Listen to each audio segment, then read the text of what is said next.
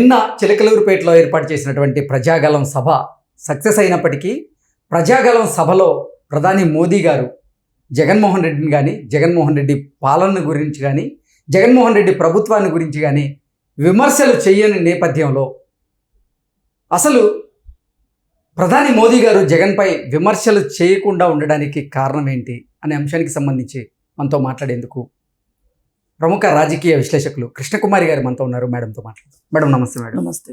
Madam, నిన్న ప్రజాగళం సభ success అయినప్పటికీ ఆ సభలో ప్రధాని మోదీ గారి ప్రసంగం ఇప్పుడు సర్వత్రా చర్చనీయాంశంగా మారింది. ఆయన ప్రసంగంలో ఎక్కడ జగన్ గురించి కానీ అలాగే జగన్ ప్రభుత్వం గురించి కానీ జగన్ పాలన గురించి కానీ ఒక్క విమర్శ కూడా చేయలేదు. ఇప్పుడు అది సర్వత్రా చర్చనీయాంశంగా మారింది. ఏంటి మేడం అసలు జగన్మోహన్ రెడ్డి మీద ప్రధాని మోదీ విమర్శలు చేయకుండా ఉండడానికి కారణం ఏంటి? అదేమన్నా రాజకీయ వ్యూహమా, లేదంటే తెర వెనుక ఏదన్నా జరుగుతోందా అంటే ఏం చెప్తారు? రాజకీయ వ్యూహం కావచ్చు. ఇంకొకటి ఏంటంటే ప్రజలకి రాజకీయ నాయకులకి దూరం పెరగటంగా కూడా చూస్తాను నేను. ప్రజల ఆకాంక్షలకి పాలకుల భరోసా ఇవ్వటానికి మధ్యలో చాలా దూరం పెరిగిపోయింది. ఇదివరకు రాజకీయ నాయకులు ఎలా ఉండేవాళ్ళంటే ప్రజల మనసుల్లో ఏముంది, ప్రజలకి ఈరోజు ఏం కావాలి అని చూసేవాళ్ళు. ఇప్పుడు రాజకీయ నాయకులు ఎలా ఉన్నారంటే ప్రజలకు ఏం కావాలి అంటే కంటే కూడా వారు ప్రాతినిధ్యం వహిస్తున్న పార్టీకి ఏం అవసరమో అని ఆలోచిస్తున్నారు.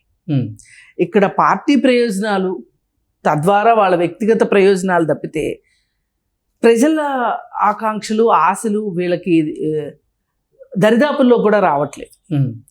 దానికి తార్కాణమే నిన్నటి సభ. ఏంటంటే ప్రజలు చాలా అగ్రహోదగ్రులై ఉన్నారు. చాలా నిరాశతోనూ అశాంతితోనూ నిండిపోయి ఉన్నారు.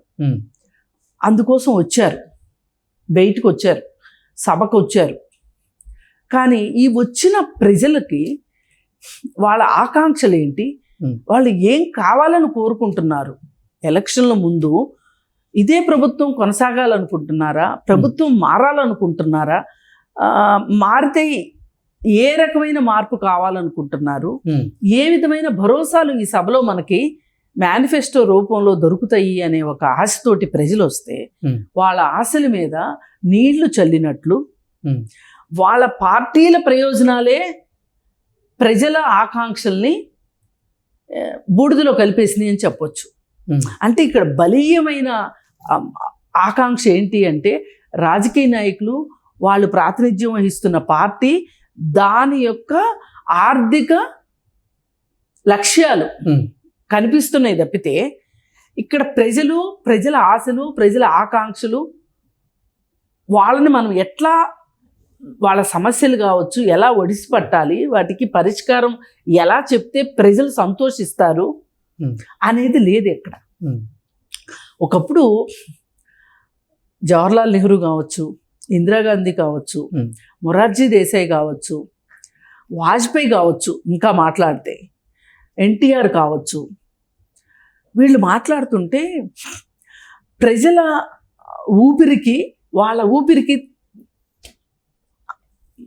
వ్యత్యాసం కనిపించేది, అంతరాలు కనిపించేవి కాదు. వాళ్ళు ఒక నినాదం ఇచ్చారు అంటే ఆ నినాదానికి వీళ్ళు అసలు తన్మయులైపోయి అవుతుందా లేదా తర్వాత విషయం. ముందైతే ఇది మా అవసరం, మా అవసరాన్ని వాళ్ళు గుర్తించారు అని ఒక మాట ఉంటుంది మనకి, తొలకరి జల్లులు అని. తొలకరి జల్లులు పడినప్పుడు భూమి ఎట్లా పులకరిస్తుందో అలా ప్రజలు ఆ క్షణానికి ఆ క్షణం తన్మయులైపోయి అమ్మయ్య మా బాధలు వాళ్ళు అర్థం చేసుకున్నారు, మా అవసరాలను వాళ్ళు గుర్తించారు. ఇప్పుడు గరీబీ హఠావో అని ఒక నినాదం ఇచ్చింది ఇందిరాగాంధీ. ఆ నినాదం ఈ రోజుకి ప్రజలకి గుండెల్లో ఉంది అంటే అర్థం ఏంటి? ఆ రోజు పేదరికం ఉంది, పేదరికాన్ని నేను పారద్రోలుతాను అన్నది. అది ప్రజలకి నాటుకుంది. రోటీ కపడా మకా అందామే అంటే ఆ రోజు ప్రజలకి తిండి, బట్ట, గూడు, ఆ మూడు గురించి మాట్లాడింది. అది ఆ రోజు దేశంలో ఉన్న 90% ప్రజల్ని ఉద్దేశించి ఆవిడ మాట్లాడిన మాట. అది కనెక్ట్ అయ్యారు ప్రజలు. ఇవాళ మీకు ఏ ఏ ఒక రాజకీయ పార్టీ అని కాదు, సాక్షాత్తు అదే కాంగ్రెస్ పార్టీ కూడా ప్రజల ఆకాంక్షలకు దగ్గరగా లేదు, ప్రజల ఆశలకు దగ్గరగా లేదు. అందుకే వాళ్ళు ఆ ప్రజలు తమ వైపు ఉండేలాగా మసలుకోలేకపోతున్నారు. ఈ మధ్యకాలంలో ఇంత దారుణమైన పరిస్థితుల మధ్య, ఇంత గాఢాంధకారంలో కూడా ఒక చిన్న మినుకుమంట ఆశ భారత్ జోడో యాత్ర కల్పించింది.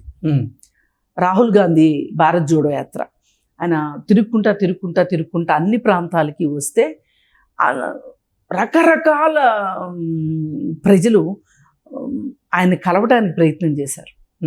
భద్రతా కారణాల దృష్ట్యా అందరినీ ఆయన కలవలేకపోవచ్చు, కానీ అందరినీ అడ్రస్ చేశాడు రాహుల్ గాంధీ. తర్వాత న్యాయయాత్ర అని చెప్పి నిన్నే బాంబేలో మొన్న ముగిసింది. అది అంతే, అందరికీ న్యాయం లేదు, ఇవాళ న్యాయం కావాలి అని మాట్లాడాడు ఆయన. భారత్ జోడో యాత్ర అంటే అందరం చెయ్యి కలుపుదామని చెప్పి మాట్లాడాడు. ఇవి వాళ్ళ ప్రజలు తపన. అది మరి ఈ మీటింగ్లో ఎందుకు మోడీ అలా మాట్లాడలేకపోయాడు అంటే గనక, ఇవాళ ప్రస్తుతం మోడీ ఉన్న పరిస్థితి గట్టిగా మనం మనసు విప్పి మాట్లాడుకోవాలి అంటే కొంతమంది ఒప్పుకున్నా ఒప్పుకోకపోయినా, మనతో ఏకీభవించకపోయినా ఆయన ఒక దారుణమైన పరిస్థితిలో ఉన్నాడు. ఓకే, కానీ ఆ దారుణమైన పరిస్థితి నుంచి ప్రజల్ని కాపాడటానికి ఒక మెస్సయ్య రూపంలో ఇంకొక పార్టీ రెడీగా లేదు. ప్రజలు రెడీగా ఉన్నారు. ఇవాళ మాకొక నీతివంతుడైన వ్యక్తి, ధర్మ పరిపాలన చేసేవాడు, మా సమస్యల్ని పట్టించుకునేవాడు, మా సమస్యలను తన సమస్యగా ఆలోచించే ఒక నాయకుడు కోసం ప్రజలు ఎదురు చూస్తున్నారు ఇవాళ. అందుకే అంతమంది జనాలు వచ్చారు. ఆ వచ్చిన జనాలకి వాళ్ళ ఆశల మీద ఏమంటారు, నీళ్లు చల్లిన విధానంగా మోడీ ప్రసంగం ఉంది. ఈ మధ్యకాలంలో మోడీ ప్రసంగం, ఇంత పేలవమైన ప్రసంగం నేను ఇక్కడే చూశాను. ఇది చూశాక నాకు అనిపిస్తుంది, ఇంకా నమ్మకం పెరుగుతుంది నాకు.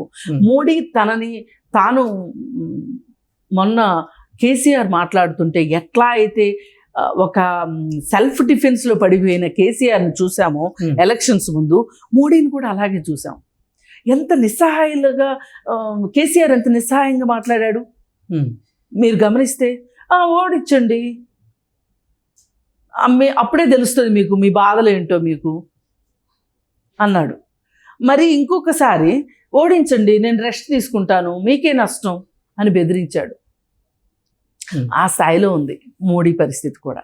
లేకపోతే నువ్వు ఒక పార్టీతో పొత్తు పెట్టుకొని ఇంటెలిజెన్స్ మొత్తం చెప్తున్నది ఏంటి, తెలుగుదేశం పార్టీ గెలవబోతుంది అని చెప్తుంది.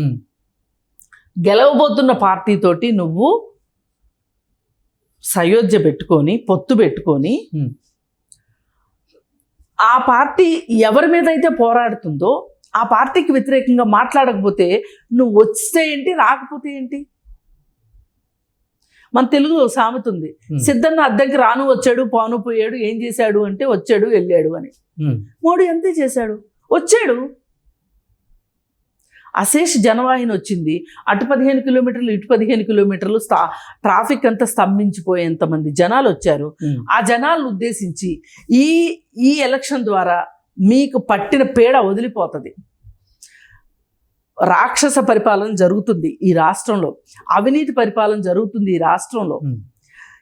ఈ పరిపాలన నుంచి మీరు రక్షణ కావాలి అనుకుంటే, రక్షించబడాలి అనుకుంటే ఈ చంద్రబాబు నాయుడు మా కూటమిని మీరు ఆశీర్వదించండి, మీరు స్వాగతించండి, మాకు ఓట్లు వేయండి అని చెప్పాల్సింది పోయి జగన్మోహన్ రెడ్డిని ఏమి మాట్లాడిన కాడికి అసలు నువ్వు ఎందుకు వచ్చావు?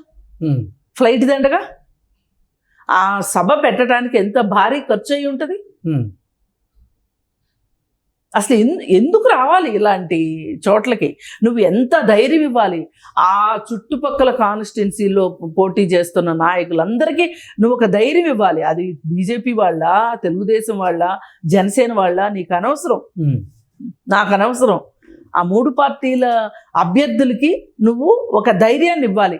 మేము గెలవబోతున్నాం, మేము గెలిచి తీరుతాం, మేము విజయదుంది మోగిస్తాం అనే ధైర్యాన్ని వాళ్ళకి ఇవ్వగలగాలి. ఇచ్చేటట్లుగా నువ్వు మాట్లాడాలి. ఎందుకు వచ్చా? ఆంధ్ర చూసిపోదామని వచ్చావా? నువ్వు కట్టనివ్వకుండా చేసిన అమరావతి కట్టని ప్రదేశం ఎలా ఉందో, ప్రజలు ఏమనుకుంటున్నారో చూడ్డానికి వచ్చావా నువ్వు? అంటే ఎవరన్నా చచ్చిపోతే పరామర్శించడానికి వచ్చావా నువ్వు? లేకపోతే ధైర్యంగా మీరందరూ ముందుకు రండి, కేంద్రంలో నన్ను గెలిపించండి, రాష్ట్రంలో మా కూటమిని గెలిపించండి అని చెప్పడానికి వచ్చావా నువ్వు? మళ్ళీ పైగా సన్నాయి నొక్కుల మధ్యలో ఏంటి? జగన్మోహన్ రెడ్డి పేరు ఎత్తకుండా మంత్రులు అవినీతి చేశారు. మంత్రులు అవినీతి చేస్తుంటే ముఖ్యమంత్రి గుడ్డి గుర్రాలు పళ్ళు తోముతున్నాడా, లేకపోతే గాడిదలుగా వస్తున్నాడా? ఏం చేస్తున్నాడు మరి? ఆయన నేను జీతం తీసుకోవట్లేదు కనుక నేను పరిపాలన చేయాలి, వీళ్ళందరినీ కాపు కాయాల్సిన అవసరం లేదు అనుకుంటున్నాడా? రూపాయి ముఖ్యమంత్రి కదా మరి. అందుకని ఎవరేం చేసినా పర్వాలేదని ధృతరాష్ట్రులాగా అదేదో ఎవరో ఒక రాజు కళ్ళ గంతలు కట్టుకుంటాడు కదా, కళ్ళు పోయినాయి అని చెప్పి. అదే కళ్ళు లేని మనిషి ఉంటాడు కదా రాజు, అలాంటి లాగా తయారయ్యావా నువ్వు? అసలు ఏంటి నీ ఉద్దేశం ఏంటి అని నువ్వు మాట్లాడాలి కదా. ఇప్పుడు వాళ్ళందరూ చేస్తున్నారు, ముఖ్యమంత్రి ఏం చేస్తున్నాడని అడగొచ్చు కదా నువ్వు, ప్రధానమంత్రివి అంటే. ఇంకొక అనుమానం వచ్చి ఉంటుంది ఇట్లా అడిగితే. ఒకవేళ ఎవరైనా ప్రెస్సు మరి ఆయన ఏమీ చేయట్లేదని తెలిసి మీరేమీ చేయలేదేంటి అని అడుగుతారే అని అనుకున్నావా? ఎందుకు నువ్వు మాట్లాడలేదు సరిగా? లేదు అంటే గనక ఏది ఏమైనా నీ సామంతరాజు కప్పాలు బాగానే కడుతున్నాడు కాబట్టి మళ్ళీ అతనే గెలవాలి అని నీకేమన్నా దుర్బుద్ధి ఉండే తెలుగుదేశాన్ని అధోగతి పాలు పట్టించడానికి తెలుగుదేశంతో పొత్తు పెట్టుకున్నావా? ప్రపంచం అంతా అనుకుంటుంది నువ్వు మాతో కలుస్తావా కాలవ్వా, ప్రేమిస్తావా ప్రేమించవా, లేదంటే యాసిడ్ పోయినా అన్నంత రేంజ్లో నువ్వు తెలుగుదేశాన్ని లాక్కొచ్చి పొత్తు పెట్టుకున్నావని ప్రపంచం అంతా అనుకుంటుంది. అదే నిజం అనుకోవాలి ఇప్పుడు. అంటే నువ్వు శల్యసారథ్యం చేయాలనుకున్నావా? ఏం చేయాలనుకున్నావు? ఓ పక్కన నువ్వు అక్కడ కాంగ్రెస్ లేదు బలంగా, అన్న చెల్లి ఒకటే అని మాట్లాడతావు. ఇంకో పక్కన చంద్రబాబు నాయుడు ఇంకో రకంగా మాట్లాడతాడు. అసలు మీరందరూ కలిసి ఏం చేశారు ఇక్కడికి వచ్చి అంటే ప్రజల్ని కన్ఫ్యూజ్ చేసి వెళ్ళారు. అంతకంటే నాకైతే ఏమీ కనిపించట్లా ఇక్కడ. ఎంత ఎతికినా కానీ, ఇన్ని సభలు చూసాం కానీ ఏ సభలోనూ ఇలాంటి విచిత్ర వాతావరణం లేదు. పైగా ఎన్నికల ముందు అంటే గతంలో చాలాసార్లు జగన్మోహన్ రెడ్డి మోదీ గారికి నాకు రాజకీయాలకు మించినటువంటి బంధం ఉందంటూ చెప్తూ వస్తున్నారు. అవును, అంటే నిన్నటితో ఆ బంధం ఏంటనేది జనాలకు అర్థమైందంటారు? కరెక్టే. జగన్మోహన్ రెడ్డి శ్రేయస్సు కోరుతున్న మోడీ జగన్మోహన్ రెడ్డిని 10 కాలాల పాటు కాపాడే మోడీ. అలాగే ఆర్థిక సంస్థలు, నిఘా సంస్థలు పలానా వాళ్ళని వాళ్ళ పాస్పోర్ట్లు మీరు స్వాధీనం చేసుకోండి అంటే పాస్పోర్ట్లు స్వాధీనం చేసుకోకపోగా దేశం దాటించాడు ఈ మోడీ కొంతమంది ఆర్థిక నేరస్తుల్ని. ఈ ఆర్థిక నేరస్తుల్ని విదేశాలకు పంపడం ఎందుకులే అని స్వదేశంలోనే అట్టి పెట్టుకుని ఒక రాష్ట్రంలో పరిపాలన చేస్తుంటే నువ్వు చక్కగా చేసుకో, నీకు ఏ విధమైన ఆటంకం ఉండదు, నీ కేంద్ర ప్రభుత్వం నుంచి ఏ విధమైన ఇబ్బంది ఉండదు అని ఇన్వర్టెడ్ కామాస్లో నువ్వు మాకు కప్పం కడుతున్నంత వరకు అని చెప్పినట్లుంది తప్పితే వేరే రకంగా లేదు. ఇది ఏది ఏమైనా మరి అపర మేధావిగా కొనియాడబడుతున్న మోడీ కావాలనే తప్పటడుగులు వేస్తున్నాడా, పొత్తు ధర్మానికి తిలోదకాలు ఇచ్చాడా అంటే అవుననే అనిపిస్తుంది. Okay madam, thank you.